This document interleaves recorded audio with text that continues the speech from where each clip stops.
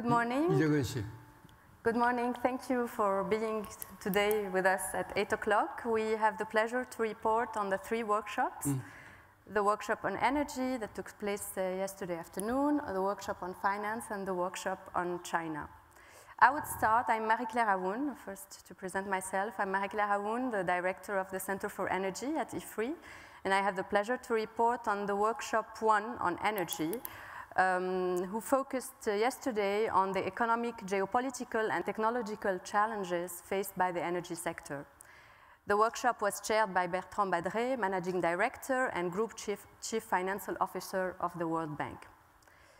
$360 million. These are the export revenue losses per year for Middle East and North African oil exporters due to fall in oil prices from $110 per barrel in June 2014 to around $45 per barrel today. Exporting countries in the Middle East are severely affected. They have to maintain their financial resilience, to cut their spending, and deal in the same time with the imperative of creating jobs for more than 10 million people entering the labor market by 2020. This oil prices decline is due to several factors: a slowdown of demand by the big engine, China, but mostly to the situation of oversupply of the oil market, with the equivalent of a new Norway put in production every 2 years in the US. Participants all agreed yesterday that the American light tight oil are definitely a game changer on the oil market. And to explain the OPEC decision not to cut its production, one speaker quoted yesterday Ali Naimi, the Saudi oil minister. If OPEC decides to reduce its production, in fact Saudi Arabia, the price will go up, and the Russians, the Brazilians, and the US shale oil producers will take our share. The workshop yesterday revealed also the different perceptions we all have from the effects of this oil prices decline. One American participant told us yesterday that we should cheer up, that this is good news, that good, cheap energy is a good news for the economy. Oil prices decline does not seem, however, to be a good news for the international oil companies who are struggling to adapt their costs to these new conditions. Several participants raised here the risk of the current underinvestment in the oil sector for the future balance of the oil market. Not a good news either for the US operators who are cutting their capital expenditures, leading to a decline in the US oil production of 1 million barrels per day in July 2016. The good news, however, is that the fall in oil prices offers the opportunity for many countries to decrease their fuel subsidies, as done by Indonesia and several other Asian countries, Egypt, the United Arab Emirates, and recently Kuwait, who is considering a price reform for energy products. What about the perspectives of the oil prices? The consensus yesterday was that it is very difficult today to predict the future evolution of the oil prices, and that a wide uncertainty remains today, that oil prices can be as well be around $30 per barrel or rise to $110 per barrel. Low oil price environment is not new in the oil market history. One participant mentioned yesterday that what differs this time is that the energy transition now is due to imminent and perceived climate risks. Systematic shift from fossil fuel to renewable energy is gaining momentum for the first time under low price environment. And the private sector seems also to integrate progressively climate compatibility in its activities, which is becoming progressively the new rules of the game. It was also argued yesterday that technological changes in renewable energy, electric vehicles, and potentially carbon capture storage will ultimately influence the system, but this will take time.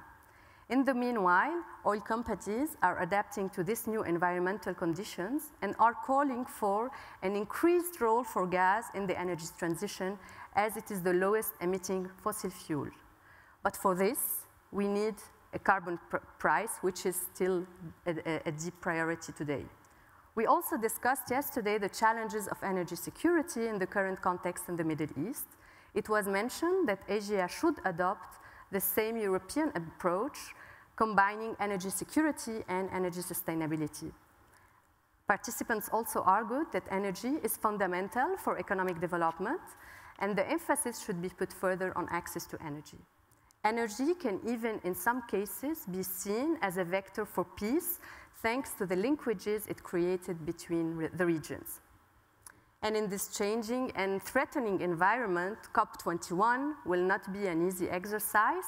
The G20 meeting in Turkey last week was a preview of the COP21 negotiations. It showed that the obstacles before achieving a meaningful agreement are still high.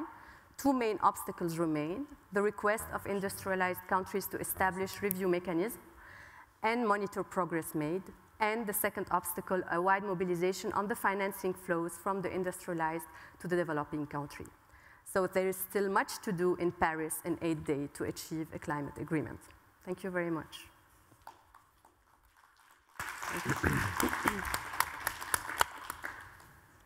I'm going to say a few words on the workshop, Economy and Finance, which was chaired by Monsieur le Président Jean-Claude Trichet, l'ancien président de la Banque Centrale Européenne.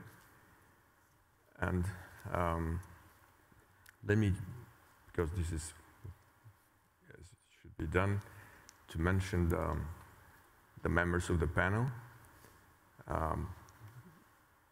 Marek Belka, the President of the National Bank of Poland, Korn Chatigievani, former Finance Minister of Thailand, myself, as a member of the board of the Central Bank of Romania, Daniel Zajanu, Božidar Đelić, he's the former Deputy Prime Minister of Serbia, currently Managing Director of the head of Central and Eastern Europe, Lazare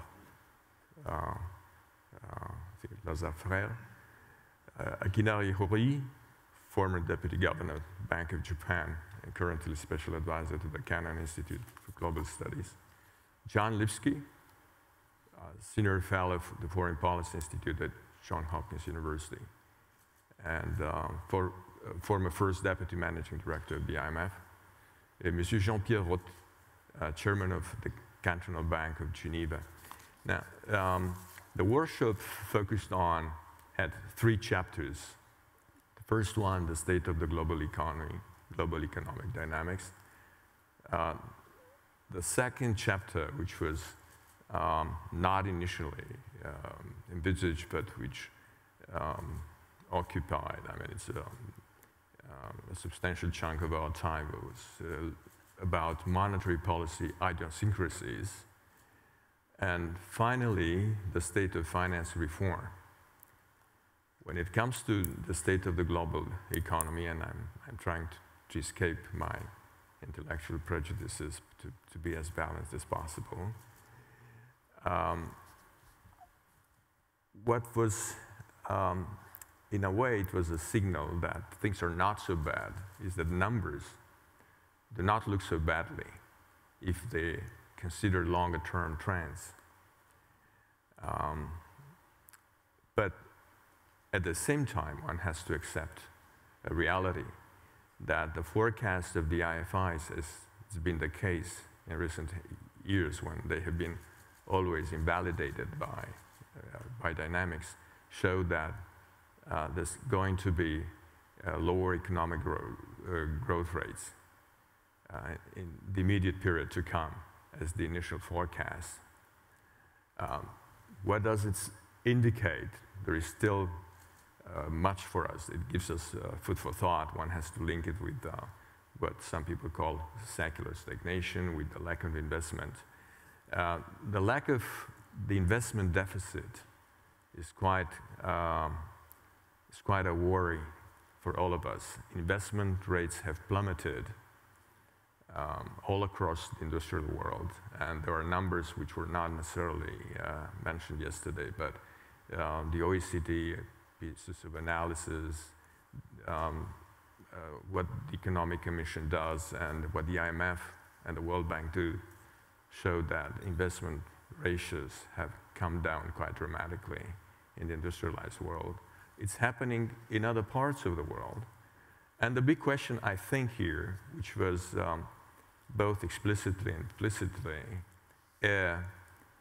yesterday is whether this is linked with getting back to normal rates, because as Jaime Caruana mentioned, or does not refrain from saying, on behalf of the BIS, there has been tremendous resource misallocation over the past 20 years. So if we continue along the same lines with investment, it's not going to be very fruitful.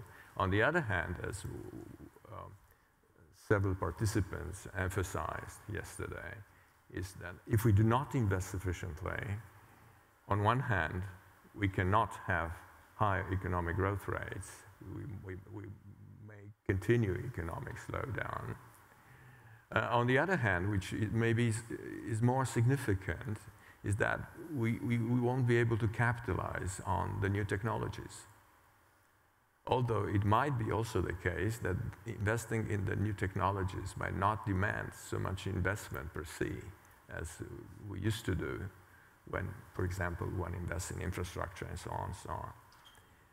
Then there is clear evidence that there are major differences among the regions. There is an economic rebound in the United States. One could even say that in the United States, economic growth rates is above the potential growth rates. And the American economy has narrowed down significantly the output gap. This is not the case in Europe. And I remember, I mean, it's the people from the Commission say that the output gap in Europe is between 4 and 5%. So there is what President Jean-Claude Trichet, I think, emphasized several times, that there is a lack of aggregate demand in Europe, and that's substantiated also by the relatively large current account surplus, which is run by the euro area. So there is an obvious question what to do about it, especially in Europe, if this is the case. Now, when it comes to Asia, Japan is muddling through. It's the old story. What's quite a novelty, and it's something of recent vintage for China. China is trying, apparently, to go to a different growth model. And this is not easy to do.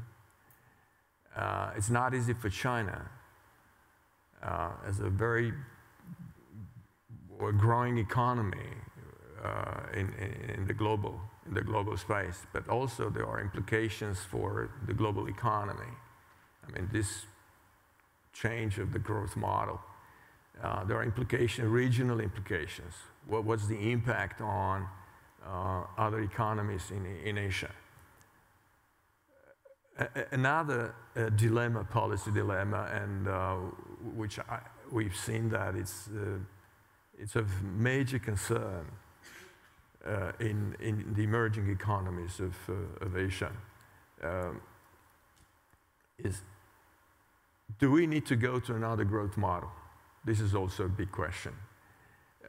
What was not said yesterday, but it was easy to detect it from our friend from Thailand, is, are we threatened by the middle income trap?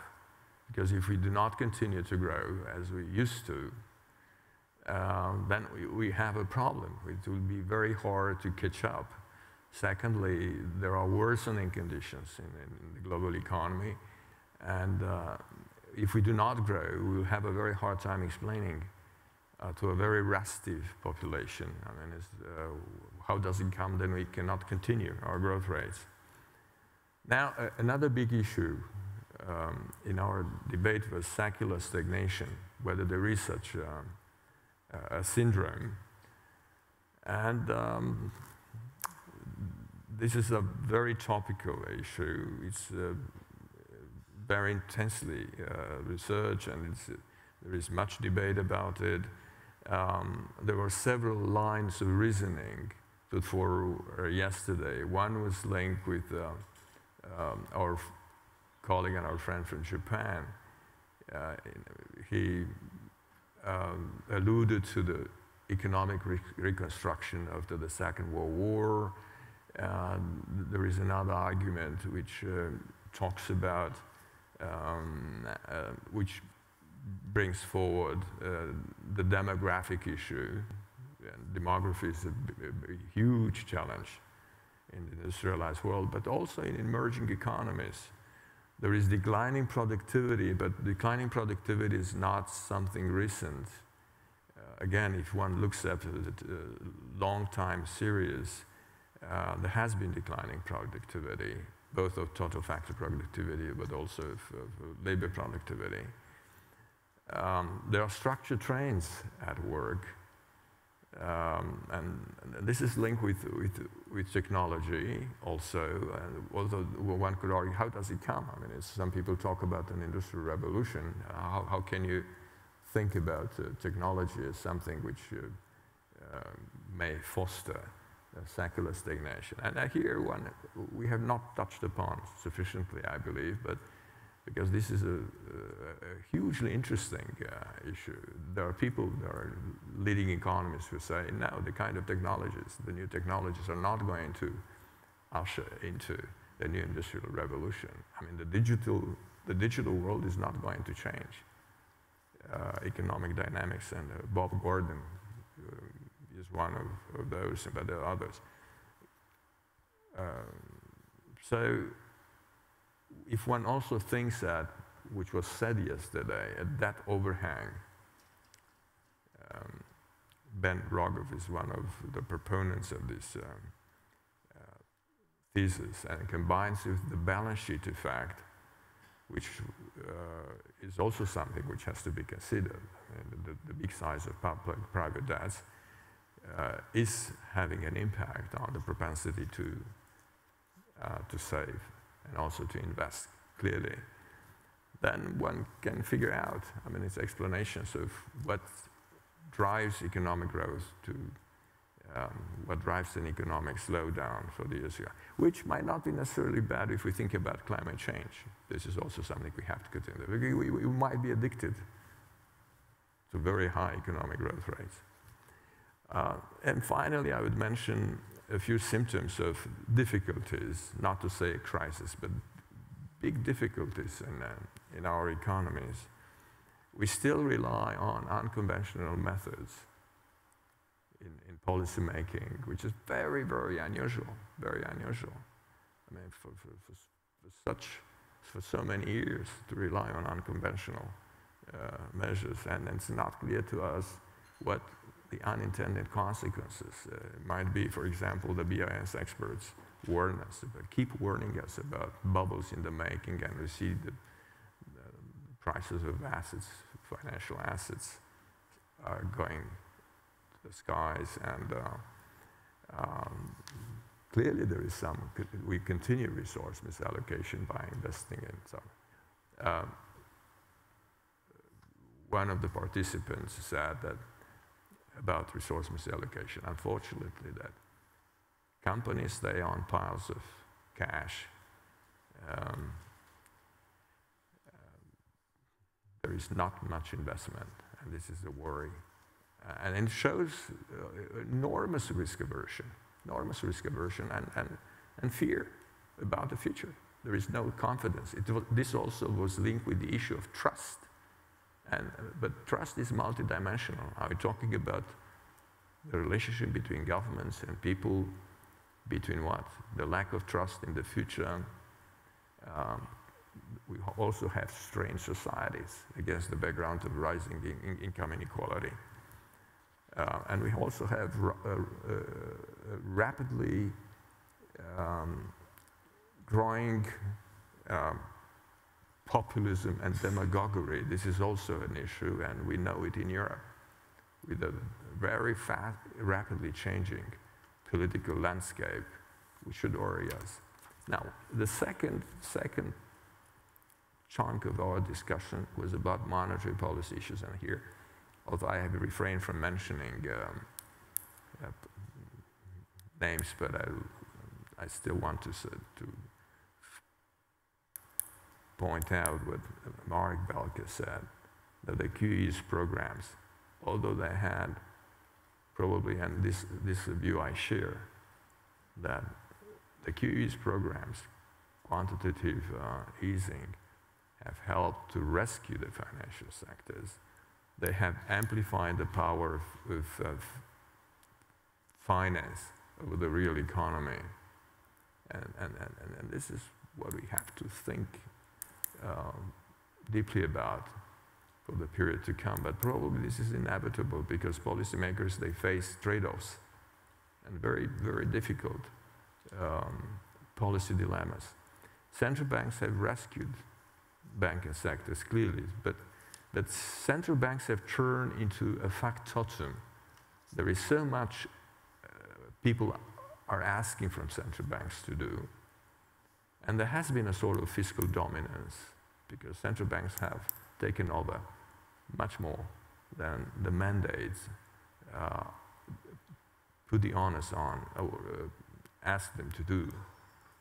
I would say here also that there is a financial dominance because of the need to rescue banking sectors. Central banks have a very hard time in reaching inflation targets. This is also something which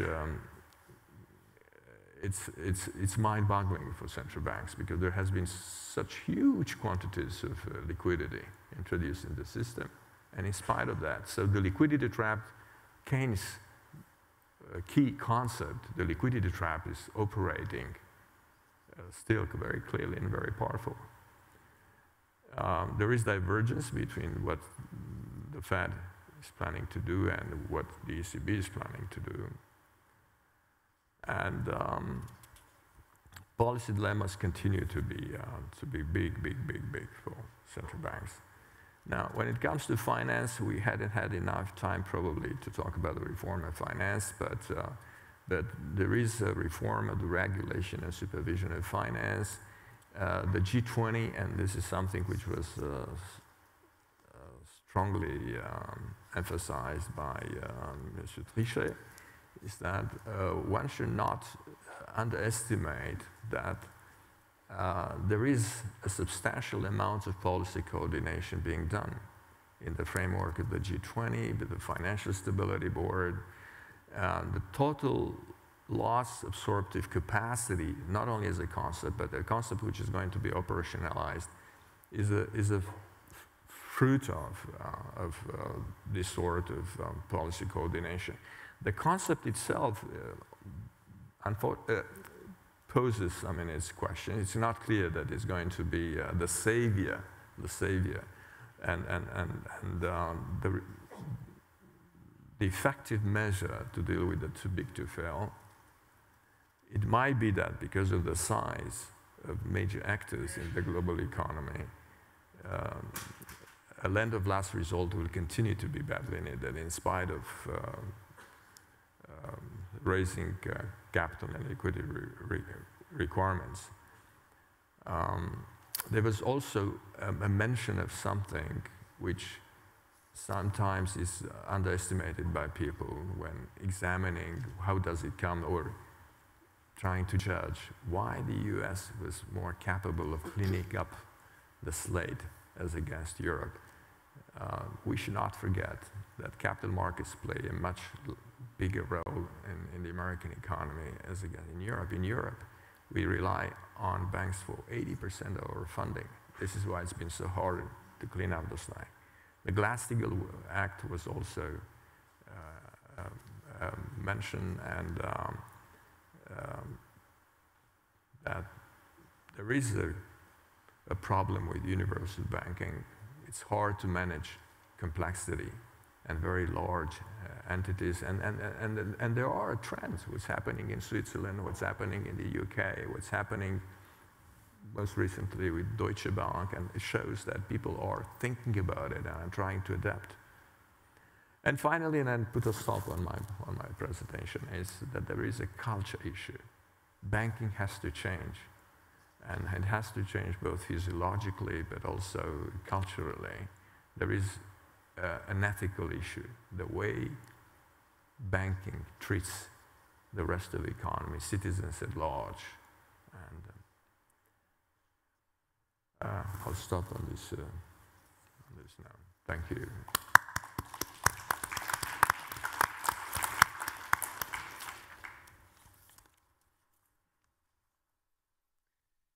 Good morning. I'm very pleased to give some wrap-up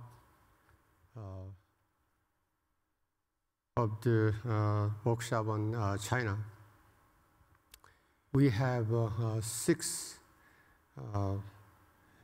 outstanding panelists, 3 from China, 1 from United States, 1 from France, 1 from Korea.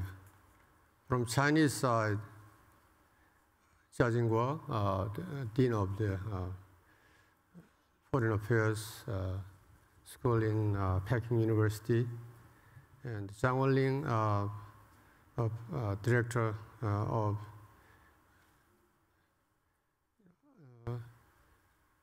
CAS of the Social Academy of Science of China, and Mr.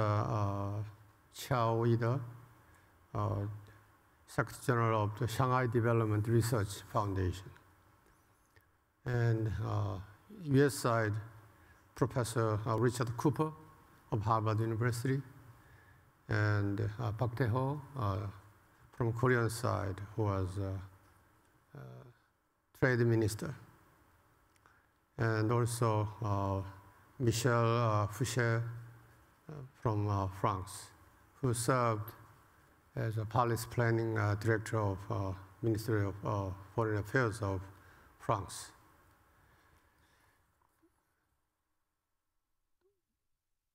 As a food for thought, I, as chair, distributed the 4 major topics, because issue in China is too much diversified and with too much ramifications. So these 4 items was, first, characteristic features of Sino-American relationship, especially focused on the recent President Xi Jinping and Obama's summit talk. And second, the New Silk Road initiative, maybe, or One Belt, One Road, in Chinese, 一带一路, and its implication and its relationship with AIIB. And third issue is Chinese stock market crash this summer and its impact. Was it tempest in the teapot, or just beginning of long tunnel? The last item was internationalization of renminbi, Chinese currencies, and future of trade interconnectedness. Because now Asia and Pacific region is divided into 2 blocks. TPP led by United States, RCEP led by China. On the first issues, one of the biggest questions was whether the US and China are doomed to fall into a Thucydides trap.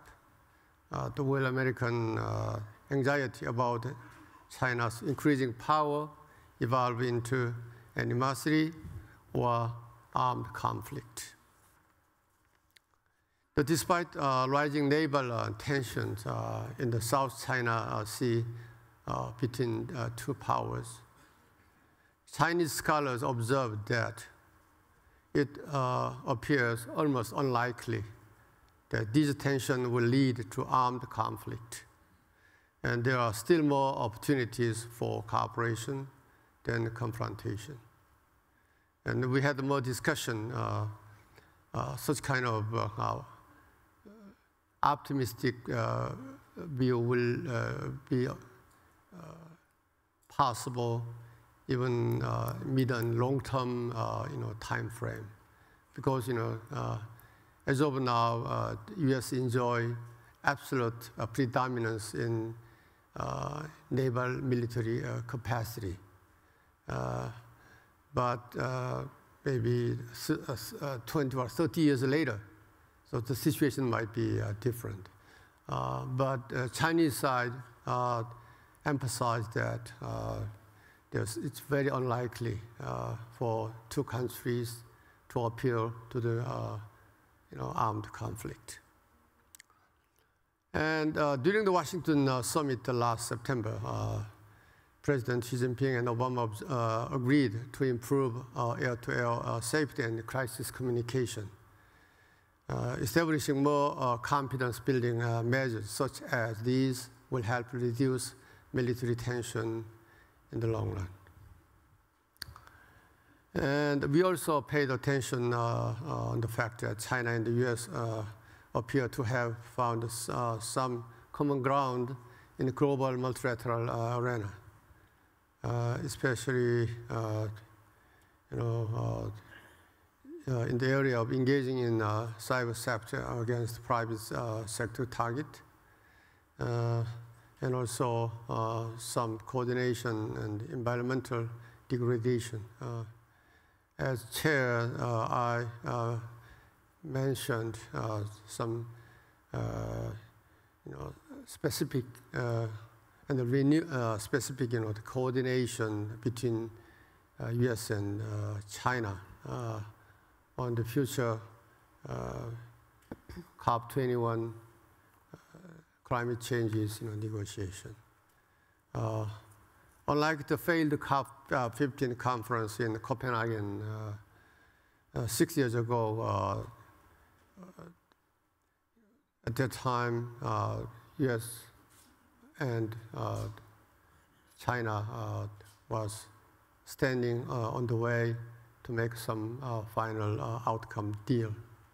But now, US and China will serve as a locomotive for adopting legally binding framework to curb CO2 emission at COP21 next month in Paris.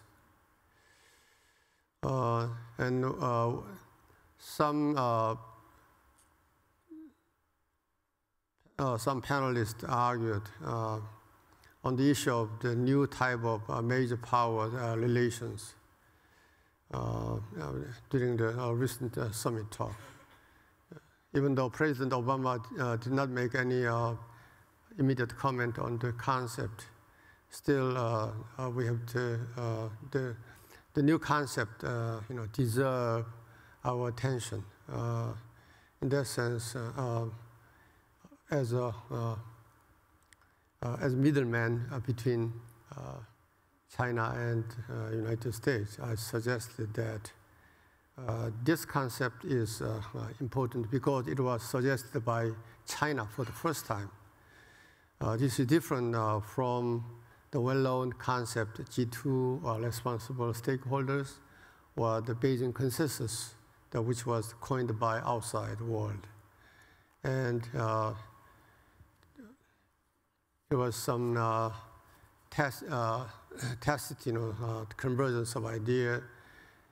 This kind of new type of relations will denote President Xi Jinping's inclination toward a peaceful and responsible rise of China. Second, President Xi's ambitious One Belt, One Road, or New Silk Road initiative, and its relations with new financial institutions like AIIB. So most of the Chinese side emphasized that such initiative will create more opportunities for global economic growth, especially for the neighboring neighbor countries who are suffering from some chronic poverty. Developing nations account for half of the world's GDP, but many of these countries lack the infrastructures for sustainable growth. And existing international financial institutions do not have enough capacity to support these infrastructure projects. That is Chinese side's main skeleton of argument. As chair, I presented some additional some questions on top of the feasibility of the new Silk Road. That is, mobilization of the astronomical amount of investment. Even though AIIB was very successful in securing, starting money, even with the consent or participation of the Europe and Russia and India. But the total amount of the secured money was only $100 billion. But to implement the whole project, at least roughly speaking, $900 billion are needed. So there are huge gap between the desired amount and secured amount. And the third question was how we could ensure the security and the safety of such a long-distance connection in the most volatile area like ISIS. And compatibility between AIIB and existing international development financial institutions like ADB and the World Bank.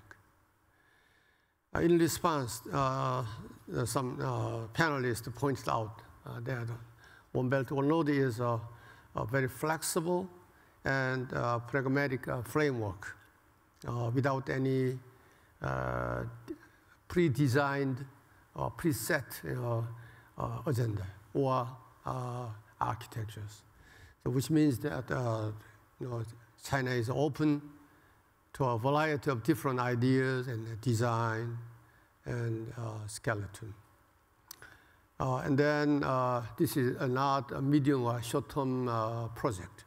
This is a very long-term project, even which will take even 100 years vision.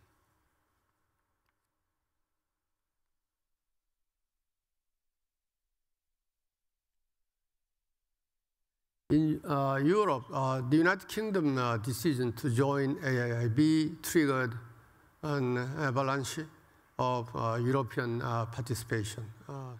So we talk on the various options which connecting European side and Chinese side. So, but we don't reach any concrete conclusion, which is the best way to connect both sides. But we just opened some rooms or space for further discussion to implement or to materialize such idea. Third, there has been a flood of the varying predictions about the future of Chinese economy after the Shanghai stock market crash this summer. So what caused the stock market crash? One possible reason may be some doubts surrounding China's long-term future prospect for sustainable growth. Against this backdrop, our panel paid special attention to the fact that Xi Jinping, President Xi Jinping clarified in the wake of the 5th plenum of 18th Central Committee of Chinese Communist Party that the annual growth of 6.5% would be required for China to build a moderately prosperous society by 2020. Chinese side, explained that China is trying to make a strategic transformation from an export-oriented economy to a consumption-led new economy, coupled with various reform measures with the aim to achieve a stable new normal growth. And even if China's growth declines further, this decline may not necessarily signal a failure of the Chinese government policy. And after 3 decades of achieving an annual economic growth rate of 9.7%. The new normal growth rate of 6.5% may seem like a recession, but objectively speaking, it's not. And then we had some diversified projection on the future of Chinese economic growth. There are some very different end of spectrum. The first spectrum case, even though the PPP is a very controversial concept, the IMF already declared that China had surpassed the United States in terms of GDP based on PPP in 2014.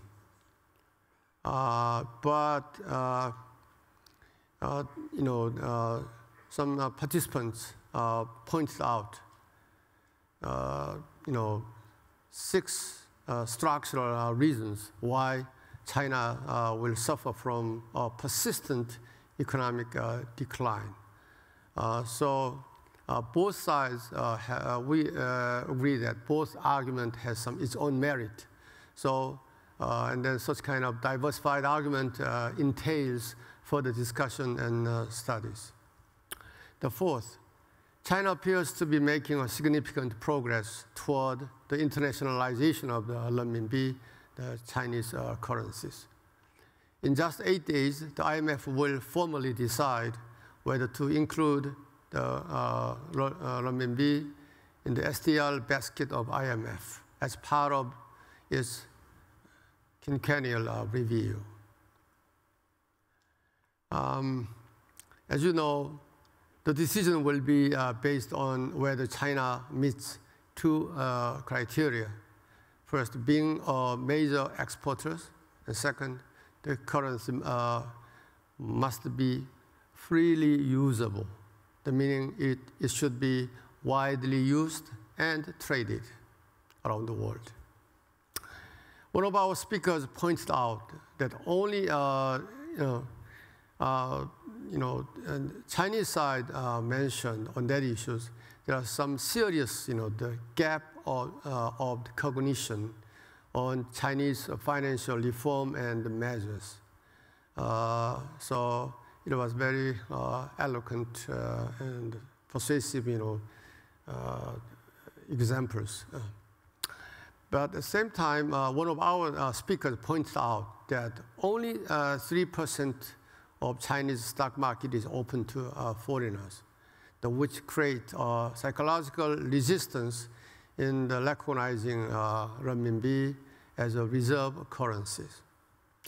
The Chinese scholars recognize that it will take much time to open up the capital market, but China will make visible measures to that end by 2020. And we had final discussion on the TPP and other trade-related interconnectedness among regional states. The panel recognized that the TPP symbolized the cornerstone of the US policy of rebalancing toward Asia. The hallmark of TPP will not only be the increased trade of manufactured goods, but also service, agriculture, and foreign investment and government procurement.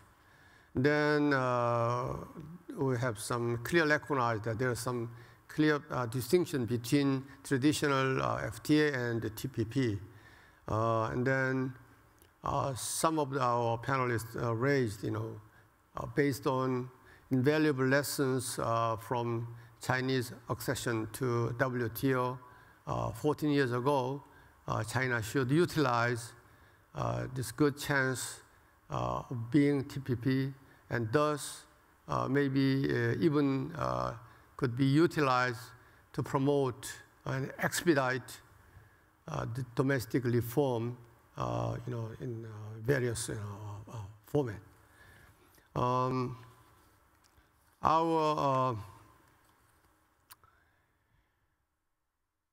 So the workshop also noted that China also implied the possibility of joining TPP, but some Chinese scholars very candidly implied that there might be, it will take a very long time for China to join TPP. But most of the participants have agreed that in the long run, the best scenario may be for China to join TPP and for the United States to join AAIB. So I should make a full stop here. Thank you.